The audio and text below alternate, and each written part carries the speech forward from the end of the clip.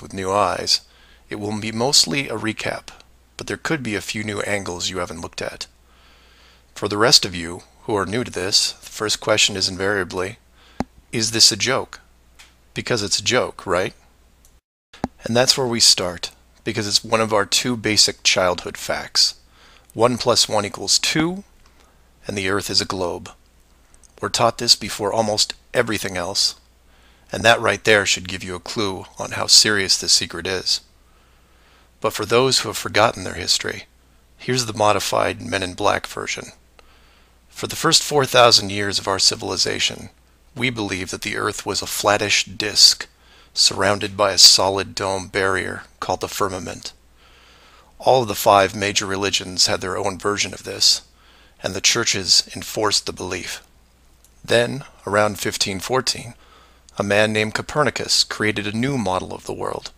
He stated that if the Earth was spinning around 1,100 miles an hour and circling the Sun at 60,000 miles an hour, the world was then round. And while the math more or less worked, there was a problem. It was 1500, and the technology to prove such a theory wasn't there.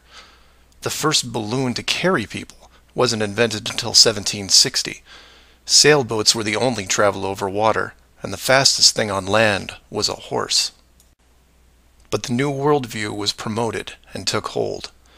The religions adapted to handle the new reality, and life moved on. More importantly, the globe model was quickly introduced into the education systems. Over the next 500 years, the challenges to this model faded, to the point where the globe was accepted as universally as physical laws such as gravity. Read that again if you didn't absorb it. For 20 generations, people believed that the Earth was round because there was a globe in every classroom they sat in. There was no proof. Hundreds of years went by, and still civilization had no way of proving the theory. Planes were invented around 1900, but until 1957, nothing could go high enough to give a true perspective of where we lived. And that's when everything got strange. The United States and Russia both sent up rockets high enough to take decent pictures, and what they saw scared them a great deal. How do we know they were extremely concerned about the sky? Because the US and Russia immediately started firing nuclear weapons straight up, and they kept firing for the next 4 years. A few things to keep in mind here. First, this was now 1958. Nuclear weapons were very expensive and hard to come by. These also weren't those nominal yield 20 kiloton toys we used on Hiroshima. This was high kiloton to low megaton, and we couldn't get them up fast enough. And the strangeness continued in other places. In 1959, only a year into the atmosphere bombardment, 10 nations, including the United States, made Antarctica off-limits to any colonization. A treaty was put in place, and to this day remains intact. Over 50 nations now have signed off on this treaty.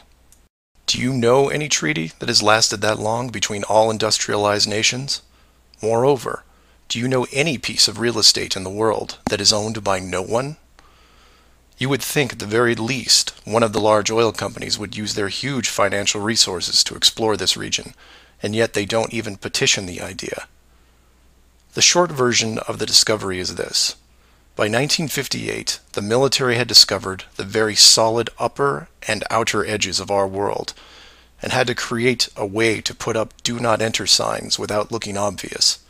It was tricky, but if there is one thing I have learned about the authority, it's that nothing is left to chance.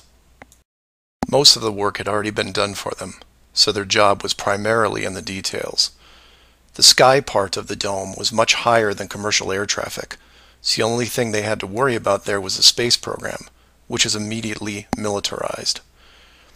The outer border had the natural benefit of not only an extensive ocean, but a scaling decrease in temperature and a steady increase in iceberg frequency to discourage ships, all leading to a permanently frozen landmass that could not be used for any form of agriculture. This ocean and ice layout had worked well for thousands of years because the technology of the current civilization didn't evolve quickly. Sailors avoided cold weather seas whenever possible, and oxygen levels get low enough to harm people, even on high mountains. The brilliance of the design comes in the simple fact that human males are corrupted by power. Corruption so total, in fact, that they would rather hide the world itself rather than risk their power on it. You could theorize that kings and popes were told of the world a long time ago. Maybe an ancient scroll or book. Perhaps an interdimensional being told the tale of what the world looked like. But this was all but dismissed, because even the most powerful leaders of the day couldn't reach the borders. And if they couldn't, what chance did the general public have? It's one thing to be told of the giant impenetrable dome, but it's a whole different animal when you finally stand right next to it. Then the tough decisions have to be made. Do we keep the secret? And how far are we willing to go to keep the status quo? Once they decided to keep the secret, no expense was spared. The rapid progression of rocketry science had to be addressed quickly, and so the moon missions were created. Matt from the NASA channel was right in his thinking that you needed the moon mission event to stage a picture of the Earth from deep orbit, and that couldn't be more true. Establishing NASA as the frontrunner of space exploration also diverted people who would have otherwise created their own space companies for profit. The best engineers, technicians, and pilots were recruited to the NASA space program. Once there, they were compartmentalized on a need-to-know basis. The astronauts know of the deception and are sworn to secrecy under the penalty of whatever motivates them. Private space programs are discouraged, sabotaged, or absorbed into the NASA fold. Private sector spacecraft are just not going to be allowed for several reasons. The most obvious is the collision with the dome itself. The telemetry data from such a mission would show an impact failure at a certain altitude, and if repeated, would raise questions NASA just isn't prepared to answer. There are three perpetual questions about our world that can't be eliminated, but avoided at all costs. These are the questions you should ask yourself and others if this protective layer is going to be lifted. I'd like to preface this with a thank you to Max Malone, a conspiracy hardcore who has a knack for boiling down debates to a single paragraph whenever possible. It was he who said, after over 50 years and thousands of hours of space travel footage, both by NASA and other countries, there is no exterior shot where the astronaut completes the simple act of panning the camera 180 degrees, let alone a full 360-degree sweep. This has never happened on any moon mission, exterior space station, nothing, ever. Statistics will tell you that this would have already happened by accident years ago, but it hasn't, and it won't. This is because of the rule they cannot break, the same rule that applies to television set shows that never show the fourth wall. Why? Because there is no fourth wall. Number 2. When you search online for pictures of the Earth from space, 95% of what you will see is a collection of artificial composite shots. In 2000, when I did this search, there was exactly one picture by NASA showing the bottom part of Africa and Antarctica. Now that picture is hidden within hundreds of simulated images. There are HD cameras everywhere, and no one is taking a shot of the Earth, because you can't get enough altitude to do it. Number 3. The commercial air travel routes for the southern hemisphere are wrong. This is an easy thing you can check out in 60 seconds. Take a map reading of the distance between anywhere near Australia and anywhere in South America. It's a straight shot across the South Pacific. Now find your favorite travel site and try to get there non-stop. See what happens. The routes start turning ridiculous. I used to business travel for years, and I've never seen anything like it. It's the one thing in the general public world they can't hide, the actual distance between these two places. On a round world, the flight is easy, just a straight shot across an ocean. But on a flat world, it becomes the greatest distance between 2 points. There are no shortcuts, so they distract you with multiple connections and layovers. It's only blind luck that the United States was in the northern hemisphere. Otherwise, the increased traffic would have raised eyebrows by now. I know. I know. It's madness. It's lunacy.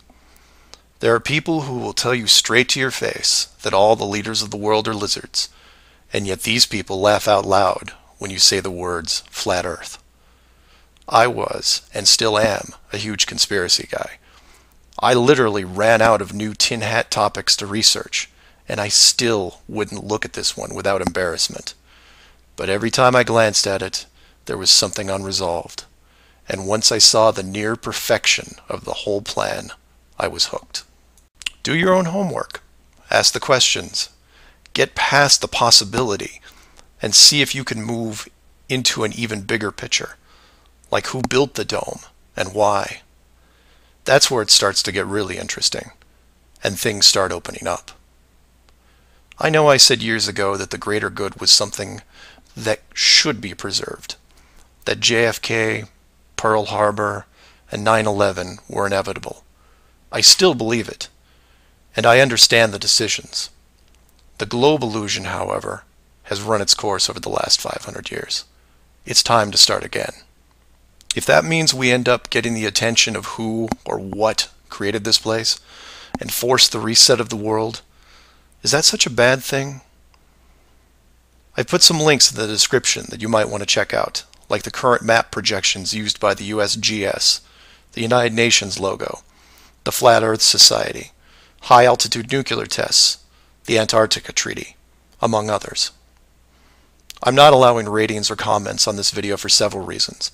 One, this topic seems to bring out the worst debates because of the initial denial. That, and I've seen dedicated trolls on the Flat Earth Society website who show up every day and say the same thing to new forum members. It's a joke. It's not serious. Nothing to see here.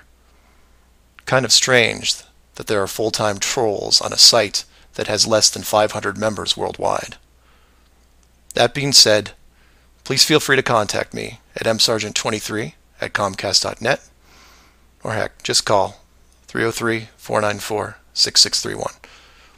I know no one uses the actual phone anymore, but I'll answer what I can.